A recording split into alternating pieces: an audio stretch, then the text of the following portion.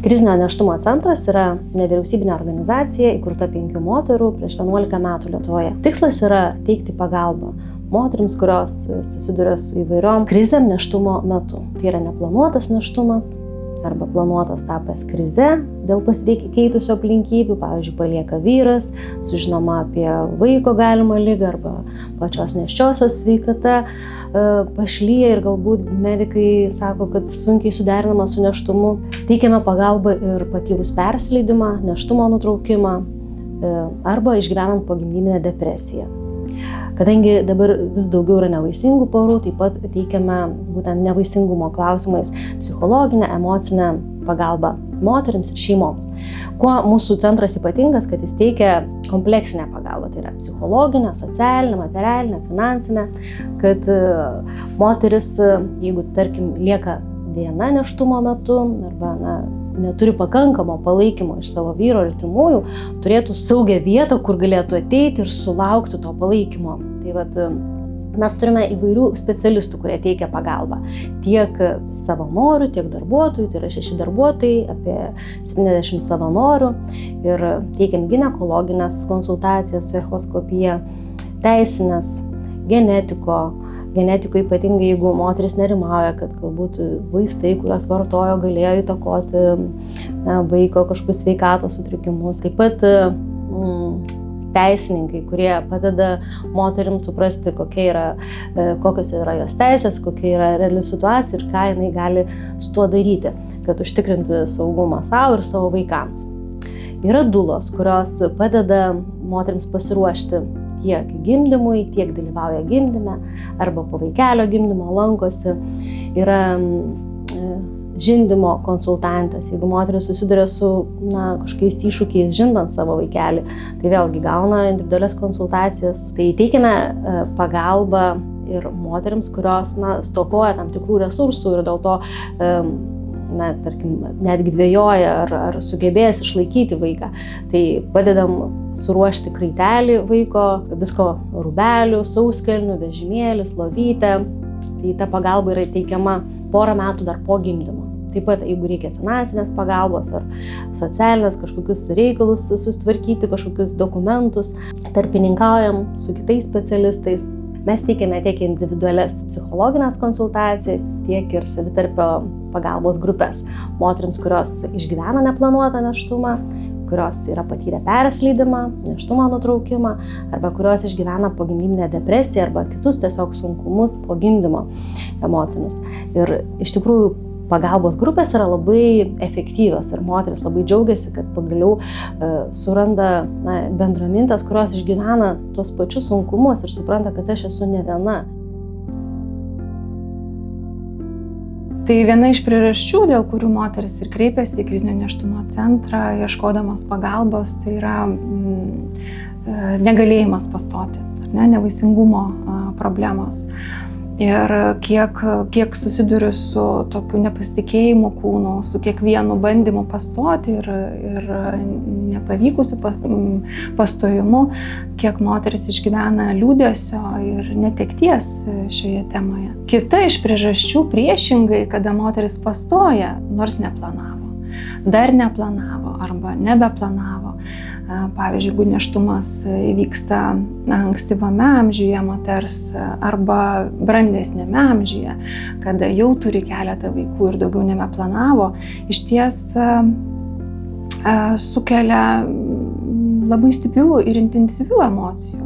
Ir išsigąsta, ir sutrinka, ir pasimeta. Ir čia koks yra svarbus artimųjų palaikymas. Ir jeigu jo trūksta, moteris pagalbos ieško kitur, kaip pavyzdžiui mūsų centre. Taip pat pagalbos prireikia, jeigu moteris susiduria su netektimi. Pavyzdžiui, nėštumo netektis ankstyvame laikotarpyje arba vėlesniame nėštumo laikotarpyje. Taip pat kuomet įvyksta priešlaikinis gimdymas, ko moteris galbūt visai nesitikėjo arba nebuvo jokių indikacijų, kurios keltų grėsmę. Taip pat pagalbos prireikia, kada tenka gimdyti negyvagimį arba vaikelio netenka, kai neseniai jisai gimė.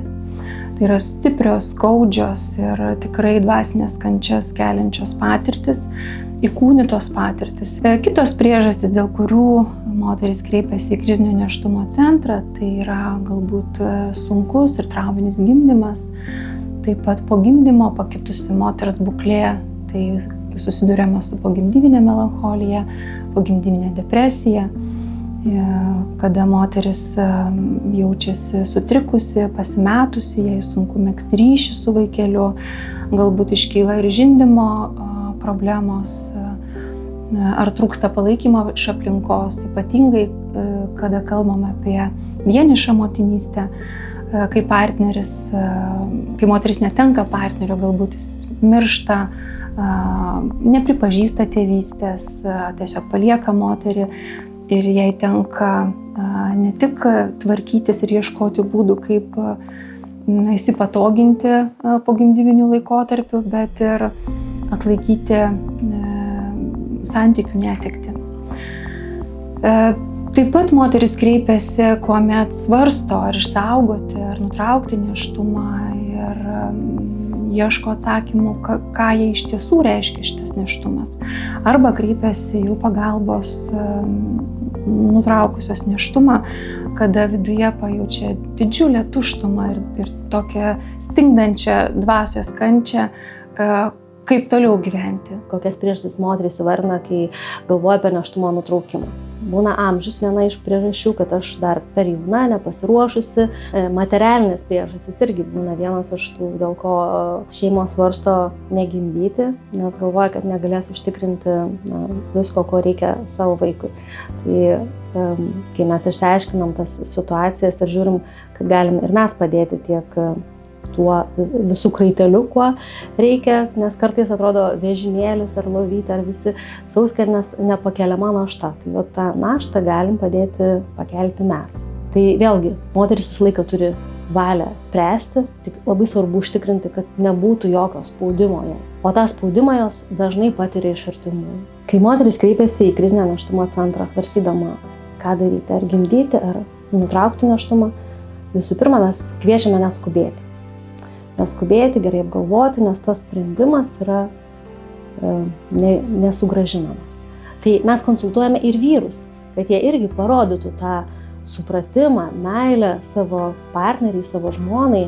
Moteris taip pat kreipiasi į krizinio nėštumo centrą ieškodamos pagalbos dėl įvairių ligų, kurios užklumpa jas nėštumo metu, arba kuomet sužino, kad yra kažkokių vaikelio raidos, sklaidos ypatumų arba sutrikimų. Ir ieško pagalbos, kaip šiuo atveju geriausia elgtis, kokios būtų palankiausios galimybės. Kita priežastis, dėl kurios kreipiasi moters artimieji arba pati moteris užklupta įvairių emocinių iššūkių, tai arba patekusi į psichologinę jau krizę, kuomet artimieji išgirsta, kad moteris ketina atsisakyti vaikelio ir jo neauginti. Konsultuodama į krizinio nėštumo centrą besikreipiančias moteris girdžiu ne tik jų istorijas, bet ir girdžiu jų emocijas ir matau jų emocijas, ką jos išgyvena. Ir kaip svarbu išties yra nevertinti, nekritikuoti su tuo, kuo moteris atėjo, bet pabandyti ją priimti, išgirsti, suprasti, suteikti erdvės pokalbiui tomis temomis, dėl kurių jinai atėjo. O jausmai gali būti labai įvairūs ir jų intensyvumas, dinamiškumas, jisai keičiasi. Pavyzdžiui, jeigu moteris neplanuotai pastojo, tai ta pirma žinia būna tikrai šoko reakcija. O žinom, kas vyksta šoko metu. Mūsų matymo laukas siaurėja, galimybės žvelgti gebėjimai menkėja ir būtina surasti žmonės, kurie padėtų mums atrasti tą viltį, tą tikėjimą, tą ramybę, skirdami mums laiko, kurdami ryšį, santykį su mumis. Tai tos reakcijos yra tikrai žmogiškos ir pasimesti, ir sutrikti. Praktika mūsų centre rodo, kad iš to, ką moteris sako, kad davus savo laiko apmąstymui, pasitarus su kitais žmonėmis, pasikalbėjus, leidus savo įžodinti tai, ką moteris iš tikrųjų jaučia, po truputėlį jai pradeda dėliotis, plėstis tas matymo laukas ir dėliotis galimybės, o ką jeigu aš pabandyčiau. Tas toks žmogiškas buvimas šalia, leidimas moteriai jaustis taip, kaip jinai jaučiasi, dažnai ir yra galimybė, kuri atveria jai pasirinkimą. Taip pat girdžiu moteris, kurios kreipiasi pagalbos dėl netekties.